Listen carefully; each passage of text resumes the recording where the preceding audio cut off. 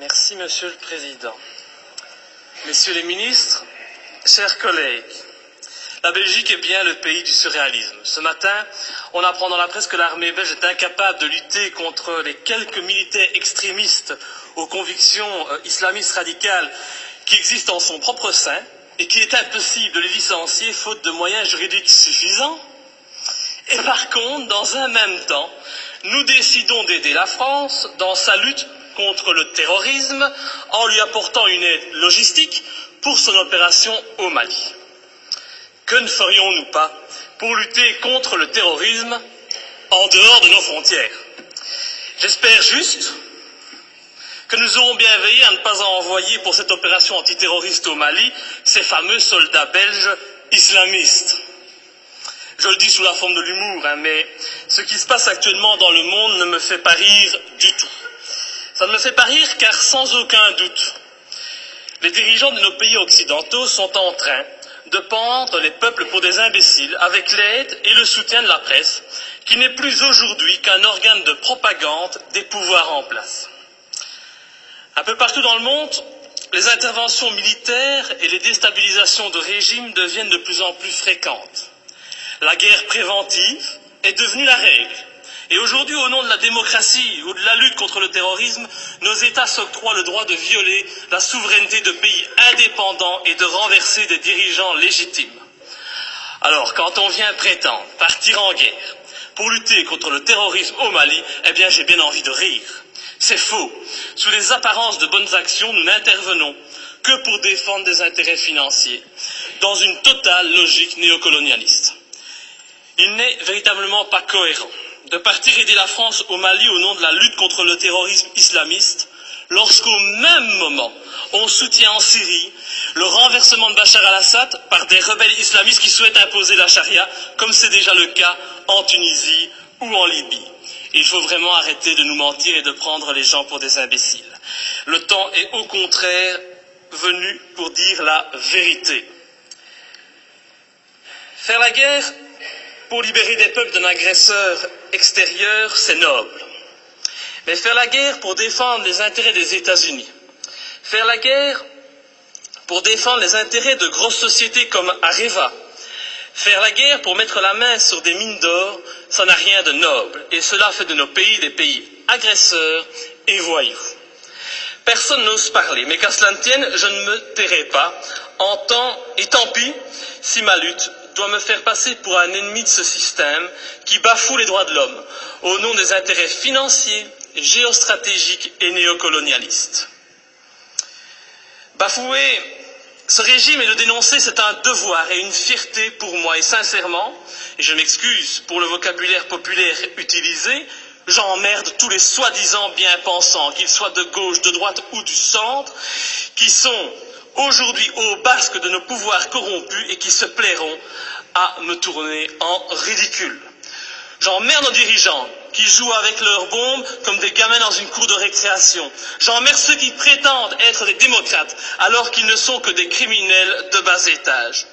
Je n'ai pas beaucoup de respect non plus pour les journalistes qui ont le culot de faire passer les opposants pour des débiles mentaux alors qu'au fond ils savent très bien que ces opposants ont parfaitement raison. Je méprise enfin au plus haut point ceux qui se prennent pour les rois du monde et qui nous dictent leurs lois, car moi je suis du côté de la vérité, du côté de la justice, du côté de ces victimes innocentes du pognon à tout prix. Et c'est pour cette raison que j'ai décidé de m'opposer clairement à cette résolution qui envoie notre pays soutenir la France dans son opération néocolonialiste. Depuis le début de l'opération française, le mensonge est organisé. On nous dit que la France ne fait que répondre à l'appel au secours d'un président malien. On en oublierait presque que ce président n'a aucune légitimité et qu'il a été mis en place pour assurer la transition suite au coup d'État de mars 2012. Qui a soutenu ce coup d'État? Qui en est à la base? Pour qui travaille ce président de transition? Voilà le premier mensonge. Le président français François Hollande ose prétendre mener cette guerre pour lutter contre les djihadistes qui menacent, ils menacent, rendez-vous compte, le territoire français et européen. Mais quel vilain mensonge!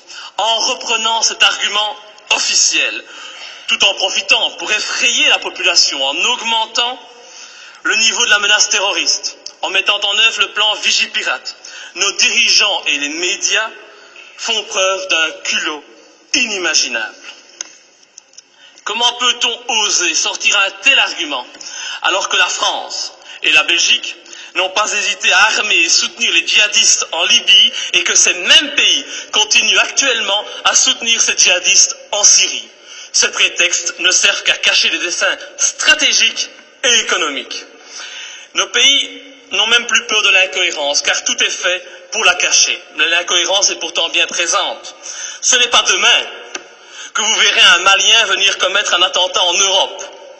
Non, à moins qu'on en crée un subitement pour mieux justifier encore cette opération militaire. On a bien créé le 11 septembre pour justifier l'invasion, l'arrestation arbitraire, la torture et le massacre de populations innocentes. Alors créer un terrorisme malien, bon, ça ne doit pas être trop compliqué pour nos dirigeants sanguinaires. Un autre argument utilisé pour justifier ces derniers mois les opérations militaires, c'est la protection des droits de l'homme. Ah, cet argument est encore utilisé aujourd'hui pour justifier la guerre au Mali. Mais oui, nous devons agir, car sinon les méchants islamistes radicaux vont imposer la charia au Mali, lapider les femmes et couper les mains des voyous. Oh, c'est vrai que l'intention elle est noble et salvatrice, c'est sûr. Mais pourquoi alors? Mais pourquoi, bon Dieu, nos pays ont-ils alors participé à l'accession au pouvoir en Tunisie et en Libye d'islamistes qui ont décidé d'appliquer cette charia dans ces pays qui étaient, il n'y a pas si longtemps de cela encore, modernes et progressistes? Je vous invite à demander aux jeunes Tunisiens qui sont à la base de la révolution de Tunisie s'ils sont heureux de leur situation actuelle. Tout cela, c'est de l'hypocrisie. L'objectif de cette guerre au Mali est très clair. Et puisqu'on n'en parle pas, je vais en parler. L'objectif, c'est de lutter contre la Chine et permettre à notre allié américain de maintenir sa présence en Afrique et au Moyen-Orient. C'est cela qui guide ces opérations néocolonialistes.